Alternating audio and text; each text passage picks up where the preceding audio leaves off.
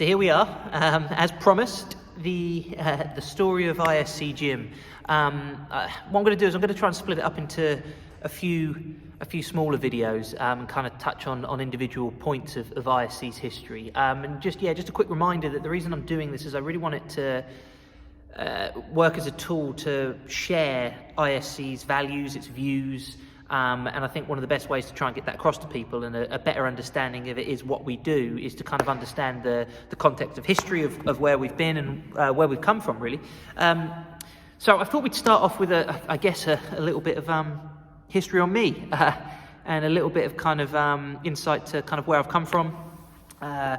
Work-wise, it's not, there's not really any in-depth things in there. I'm from Ipswich, I live in Ipswich, and I run a business in Ipswich.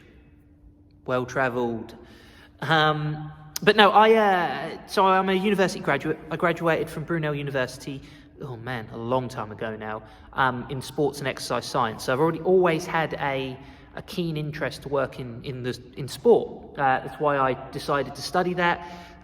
Probably didn't study anywhere near as hard as I should have at university, and didn't probably end up with the highest of academics degree, but I had a really good time, right? I had an amazing time, met some amazing people. But like most graduates, when you get to the end of your university journey, all of a sudden it's like, right, shit, the real world's around the corner.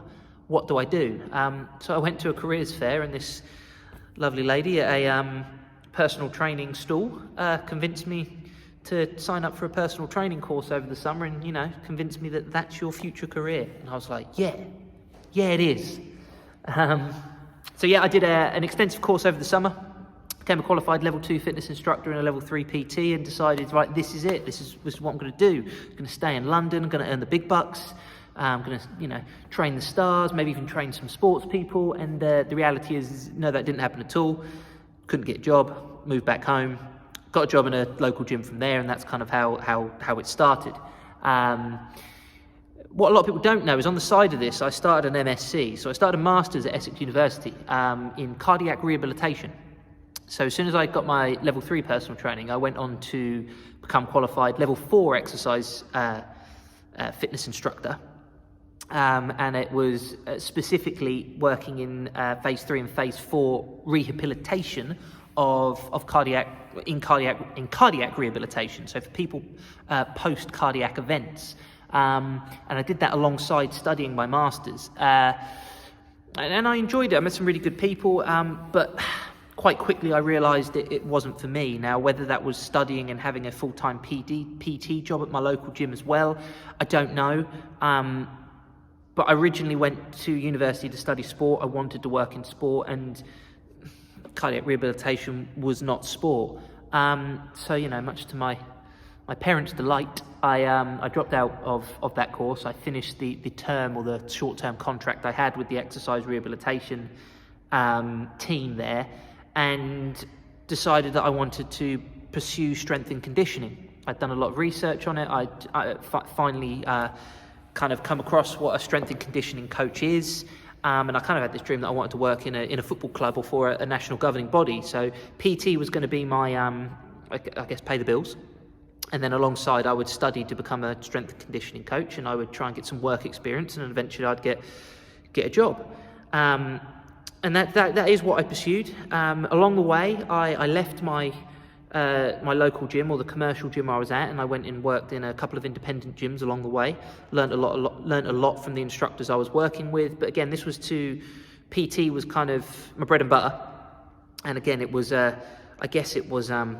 the bills. And I suppose a lot of independent strength and conditioning coaches, and anyone that's looking to become a strength and conditioning coach, that's quite a common route. Is that alongside your kind of like aspirations to work in sport, professional sport and high level sport, you probably got to get a normal job along the way, but something that does have a little bit more of a steady income, and personal training for me was that.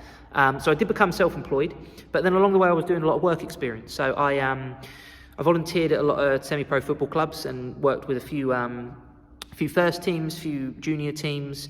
I tried to kind of advertise myself to local sports people to come to the gyms that I was working at and help out. And then I started a work experience role with a tennis academy which was linked to the LTA. So it was based in Cambridge. And luckily that kind of work experience role became a part-time paid role. So doing my personal training in Ipswich, and then I was travelling up to Cambridge twice a week to help deliver strength and conditioning to talented tennis athletes. And then it so happened that a number of the coaches, particularly the head coach that was working at this Cambridge Performance Centre, was also based in Ipswich. So a lot of the really talented players that were ending up in Cambridge at the High Performance Centre in their pathway were beginning at Ipswich. So then they found out I came from Ipswich and worked in Ipswich.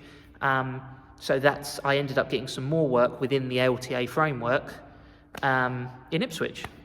And for those that know, that's where I started working for the first time with my long friend Phil Green, and that's on another video I'll tell you that's how kind of we came up with the idea of becoming an athlete was from working within this tennis academy structure. And again I moved my PT business to where this tennis academy was situated, and yeah, that's kind of was the next step. I'd also been working part-time within a local badminton academy as well, again on a more work experience basis. So as you can tell, there was a lot of work experience, not a lot of pay. The PT was kind of paying the bills as such, and I was really, really fighting hard to try and get as much experience in sport as I can. And the one thing I will say is I kept applying for jobs along the way. I kept applying for jobs in football academies, for national governing bodies. So the England Institution of Sport is the big one. So Loughborough University, I think I applied for one at Bisham Abbey. I think I applied for a couple in London. Because I wanted to be a strength and conditioning coach within this. So though I was working as a strength and conditioning coach on a smaller basis within the tennis structure and with my own clients, I had this dream that I wanted to work in a bigger establishment, and that never really came off. I managed to get to the interview phase a couple of times, and it never happened for whatever reason. So then I was questioning, do I need to go back to university and upskill?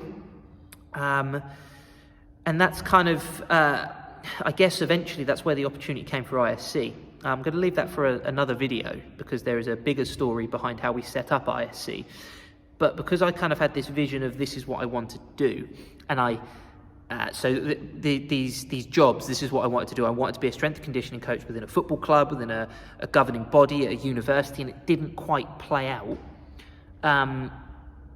That's where the concept of setting up my own facility started, because until I started having these conversations with Chris, which is what I'll talk about in another video, I hadn't even considered setting up my own facility. I mean, I thought it'd be cool. Most PTs, I think that way. I think most S&C coaches think that way. But it never really crossed my mind until the opportunity really kind of presented itself. And then alongside that, so while the next step, which we will talk about in the future, is I set up ISC. But alongside that, I stopped working within tennis, and then an opportunity arose to work within basketball. And for those that know me, I've not really looked back from working in basketball. But so I started off within basketball. It's still doing the same thing, the exact same thing that I was working in tennis and within badminton and with those semi-pro football clubs. It was all delivering strength and conditioning for the athletes that were based around that sport. So there was a local basketball academy. I knew the head coach really well. He invited me to come and deliver some sessions and deliver some programs, and that's how it started. And then the role just came from them. And that's the amazing thing, is I had this dream of working within a structure, an establishment, a pro club. And even though my career's gone on a bit of a tangent, and like I said, the next videos will reveal how that tangent came, because ISC Gym was the tangent, funnily enough. But I now have my own strength and conditioning program, and I'm working within a government-funded, big established sports club that is Ipswich Basketball. So yeah, I kind of got where I wanted to go in the end, just in a funny way. Loads of work experience, loads of travelling, loads of having to do jobs on the side. Like I said, the job I picked on the side was personal training, so it was linked. And I never really got that interview or that break, or never got that job that I really wanted. But by the end of it, I am now running an academy strength and conditioning program. So it's worked out all right for me, but that has been 10 years of hard work, 10 years of traveling, 10 years of not earning a lot of money, 10 years of making mistakes along the way, picking the wrong degrees, questioning whether I need to go back to university and restudy. So yeah, that's a little bit. That's well, it's supposed to be 5 minutes. That's a 10-minute video, and a quick summary of my journey. I hope some of you found it interesting. There's more to tell and there's more nuances around it all, but in a nutshell, that's kind of where I am. And then what I will do is, there's obviously a big chunk I've left out of that, which is setting up ISC Gym. Touched on it. I'll bring that up in a different video because that is a whole story within itself, and the journey of the gym, kind of like I said, started alongside of me following my strength and conditioning journey. But yeah, thanks for watching. If you've got any questions, you can always hit me up. I'm quite happy to be open about like my career, where it's come from. I work and I get a lot of questions from young S&C coaches or young personal trainers that kind of want to talk about getting in sport. If I can help in any way, I'm always open for having those sorts of conversations. So yeah, thanks for tuning in. If you've made it all the way to the end, awesome.